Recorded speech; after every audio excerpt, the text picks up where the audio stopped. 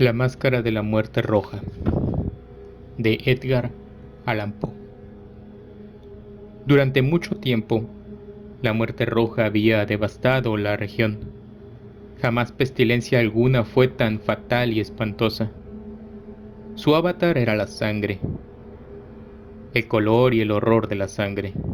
Se producían agudos dolores, un súbito desvanecimiento y, después, un abundante sangrar por los poros y la disolución del ser. Las manchas purpúreas por el cuerpo, y especialmente por el rostro de la víctima, desechaban a ésta de la humanidad y la cerraban a todo socorro y a toda compasión. La invasión, el progreso y el resultado de la enfermedad eran cuestión de media hora. Pero el príncipe próspero era feliz, intrépido y sagaz.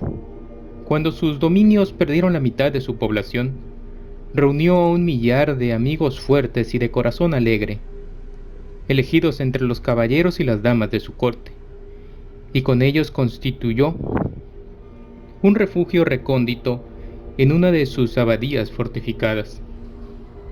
Era una construcción vasta y magnífica, una creación del propio príncipe, de gusto excéntrico, pero grandioso. La rodeaba un fuerte y elevado muro, con sus correspondientes puertas de hierro. Los cortesanos, una vez dentro, se sirvieron de hornillos y pesadas masas para soldar los cerrojos. Decidieron atrincherarse contra los súbitos impulsos de la desesperación del exterior e impedir toda salida a los frenesíes del interior. La abadía fue abastecida copiosamente. Gracias a tales precauciones, los cortesanos podían desafiar el contagio. El mundo exterior, que se las compusiera como pudiese. Por lo demás, sería locura afligirse o pensar en él. El príncipe había provisto aquella mansión de todos los medios de placer. Había bufones, improvisadores, danzarines, músicos, lo bello en todas sus formas, y había vino. En el interior existía todo esto, además de la seguridad. Afuera, la muerte roja. Ocurrió a finales del 5º o 6º mes de su retiro, mientras la plaga hacía grandes estragos afuera, cuando el príncipe próspero proporcionó a su 1 millar de amigos un baile de máscaras de la más insólita magnificencia.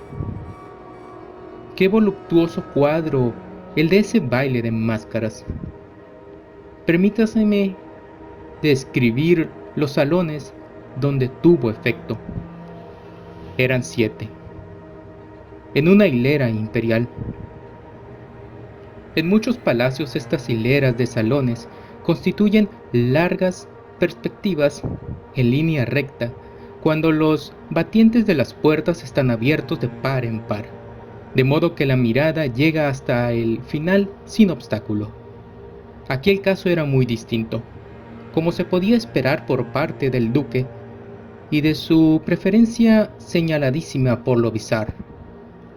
Las salas estaban dispuestas de modo tan irregular que la mirada solamente podía alcanzar una cada vez.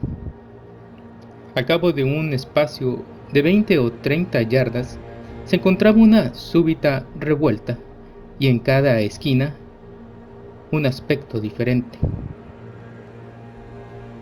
A la derecha e izquierda, en medio de cada pared, una alta y estrecha ventana gótica comunicaba con un corredor cerrado que seguía las sinuosidades del aposento. Cada ventanal estaba hecho de vidrios de colores que amortizaban con el tono dominante de la decoración del salón para el cual se abría. El que ocupaba el extremo oriental, por ejemplo, estaba decorado en azul, y los ventanales eran de un azul vivo. El segundo aposento estaba adornado y guarnecido de púrpura, y las vidrieras eran purpúreas. El tercero, enteramente verde, y verdes sus ventanas. El cuarto, anaranjado, recibía la luz a través de una ventana anaranjada. el quinto blanco y el sexto violeta. El séptimo salón estaba rigurosamente forrado por colgaduras de terciopelo negro, que revestían todo el techo y las paredes y caían sobre un tapiz de la misma tela y del mismo color. Pero solamente en este aposento el color de las vidrieras no correspondía al del decorado.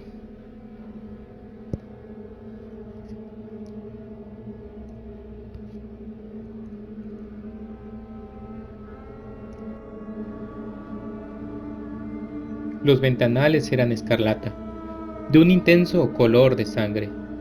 Ahora bien, no se veía lámpara ni candelabro alguno en estos 7 salones, entre los adornos de las paredes o del techo artesonado. Ni lámparas ni velas, ninguna claridad de esta clase, en aquella larga hilera de habitaciones. Pero en los corredores que la rodeaban, exactamente enfrente de cada ventana, se levantaba un enorme trípode con un brasero resplandeciente que proyectaba su claridad a través de los cristales coloreados e iluminaba la sala de un modo deslumbrante. Se producía así una infinidad de aspectos cambiantes y fantásticos. Pero en el salón de poniente, en la cámara negra, la claridad del brasero, que se reflejaba sobre las negras tapicerías a través de los cristales sangrientos, era terriblemente siniestra y prestaba a las fisonomías de los imprudentes que penetraban en ella un aspecto tan extraño que muy pocos bailarines tenían valor para pisar su mágico recinto. También en este salón se erguía, apoyado contra el muro de poniente, un gigantesco reloj de ébano. Su péndulo se movía con un tic-tac sordo, pesado y monótono. Y cuando la minutera completaba el círculo de la esfera e iba a sonar la hora, salía de los pulmones de bronce de la máquina un sonido claro, estrepitoso, profundo y extraordinariamente musical, pero de un timbre tan particular y potente que, de hora en hora, los músicos de la orquesta se veían obligados a interrumpir un instante sus acordes para escuchar el sonido. Los balsistas se veían forzados a cesar en sus evoluciones. Una perturbación momentánea recorría toda aquella multitud, y mientras sonaban las campanas, se notaba que los más vehementes palidecían y los más sensatos se pasaban las manos por la frente, pareciendo sumirse en meditación o en un sueño febril. Pero una vez desaparecía por completo el eco, una ligera hilaridad circulaba por toda la reunión. Los músicos se miraban entre sí y se reían de sus nervios y de su locura, y se juraban en voz baja unos a otros que la próxima vez que sonaran las campanadas no sentirían la misma impresión. Y luego, cuando después de la fuga de los 60 minutos que comprenden los 3600 segundos de la hora desaparecida, cuando llegaba una nueva campanada del reloj fatal, se producía el mismo estremecimiento, el mismo escalofrío y el mismo sueño febril. Pero, a pesar de todo esto, la orgía continuaba alegre y magnífica.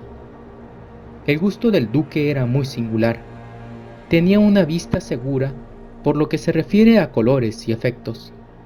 Despreciaba el decora de moda.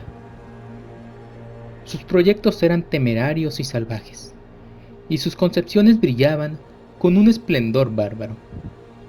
Muchas gentes lo consideraban loco. Sus cortesanos sabían perfectamente que no lo era. Sin embargo, era preciso oírlo, verlo, tocarlo, para asegurarse de que no lo estaba. En ocasión de esta fête, había dirigido gran parte de la decoración de los muebles, y su gusto personal había dirigido el estilo de los disfraces. No hay duda de que era eran concepciones grotescas. Era deslumbrador, brillante. Había cosas chocantes y cosas fantásticas. Mucho de lo que después se ha visto en Hernani. Había figuras arabescas, con miembros y aditamentos inapropiados. Delirantes fantasías, atavíos como de loco. Había mucho de lo bello, mucho de lo licencioso, mucho de lo bizarro, algo de lo terrible y no poco de lo que podría haber producido repugnancia. De un lado a otro de las 7 salas se pavoneaba una muchedumbre de pesadilla, y esa multitud, la pesadilla, se contorsionaba en todos sentidos, tiñéndose del color de los salones, haciendo que la música pareciera el eco de sus propios pasos. De pronto, repica de nuevo el reloj de ébano que se encuentra en el salón de terciopelo. Por un instante queda entonces todo parado, todo guarda silencio, excepto la voz del reloj. Las figuras de pesadillas se quedan yertas, paradas. Pero los ecos de la campana se van desvaneciendo. No han durado sino un instante y, apenas han desaparecido, una risa leve mal reprimida se cierne por todos lados. Y una vez más, la música suena, vive en los ensueños.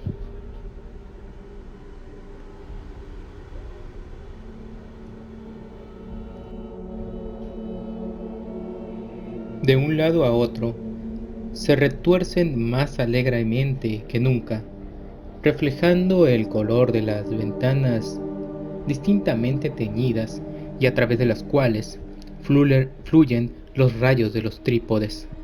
Pero en el salón más occidental de los 7 no hay ahora máscara ninguna que se atreva a entrar, porque la noche va transcurriendo.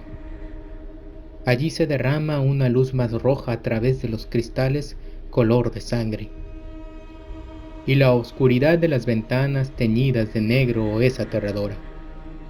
Y a los que pisan la negra alfombra les llega el cercano reloj de ébano aún más pesado repique, más solemnemente acentuado que el que hiere los oídos de las máscaras que se divierten en las salas más apartadas.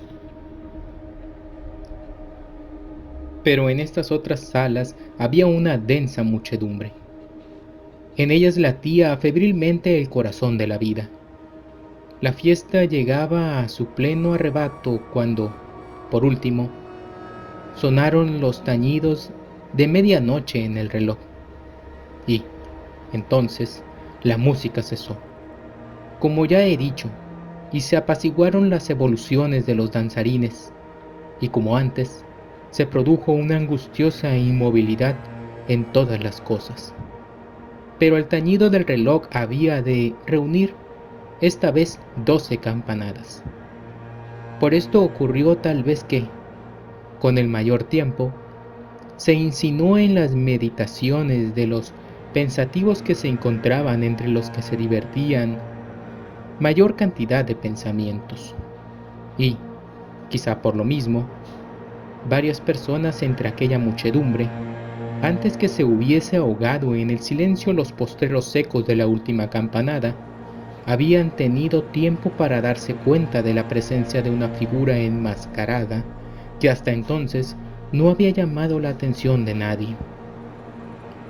Y al difundirse en un susurro el rumor de aquella nueva intrusión, se suscitó entre todos los concurrentes un cuchicheo o murmullo significativo de asombro y desaprobación, y luego, finalmente, el terror, el pavor y el asco.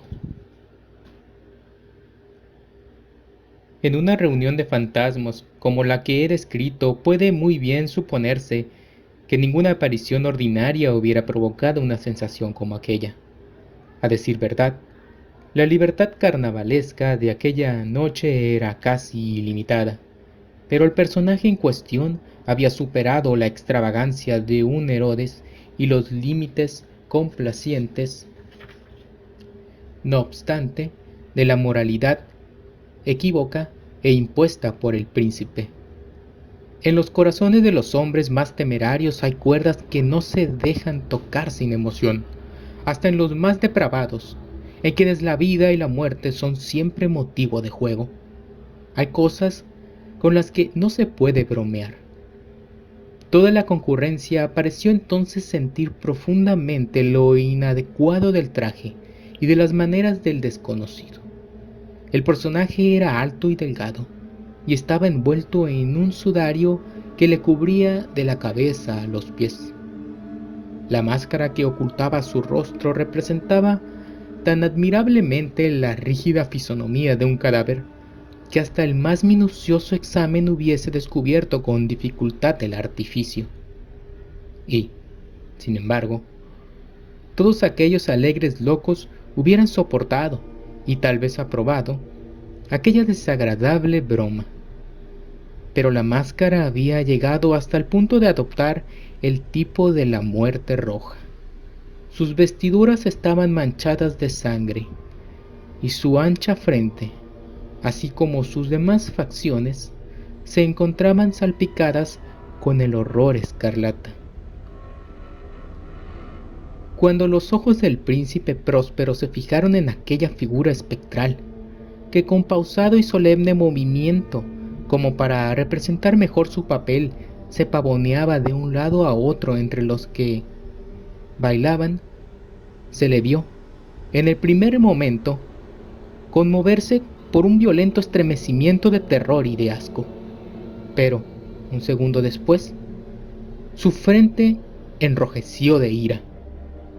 ¿Quién se atreve?, preguntó con voz ronca a los cortesanos que se hallaban junto a él. ¿Quién se atreve a insultarnos con esta burla blasfema? Apoderaos de él y desenmascararle, para que sepamos a quién hemos de ahorcar en nuestras almenas al salir el sol. Ocurría esto en el salón del este, o cámara azul, donde se hallaba el príncipe Próspero. Al pronunciar estas palabras, resonaron claras y potentes a través de los 7 salones, pues el príncipe era un hombre impetuoso y fuerte, y la música había cesado a un ademán de su mano. Ocurría esto en la cámara azul, donde se hallaba el príncipe rodeado de un grupo de pálidos cortesanos. Al principio, mientras hablaba, hubo un ligero movimiento de avance de este grupo hacia el intruso, que, en tal instante, estuvo también al alcance de sus manos, y que ahora, con paso tranquilo y majestuoso, se acercaba cada vez más al príncipe.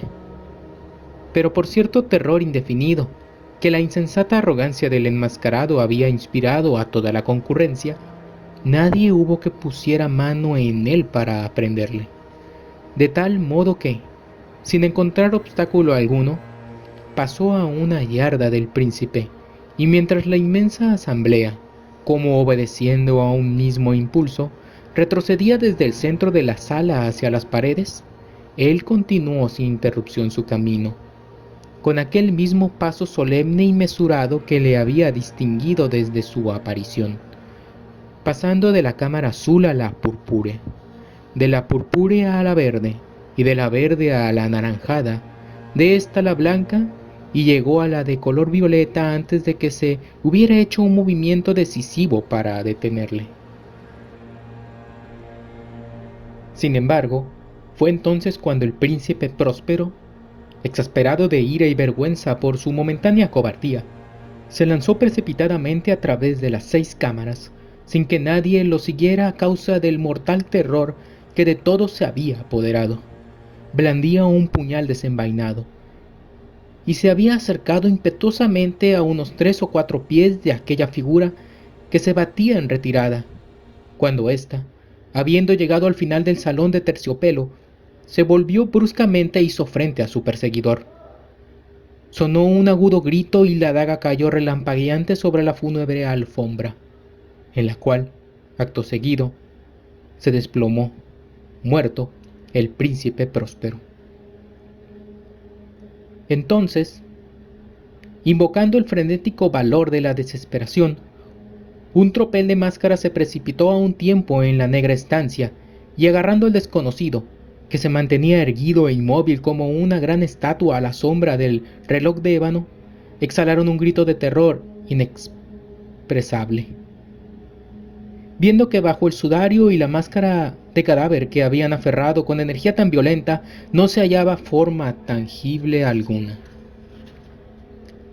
Y, entonces, reconocieron la presencia de la muerte roja.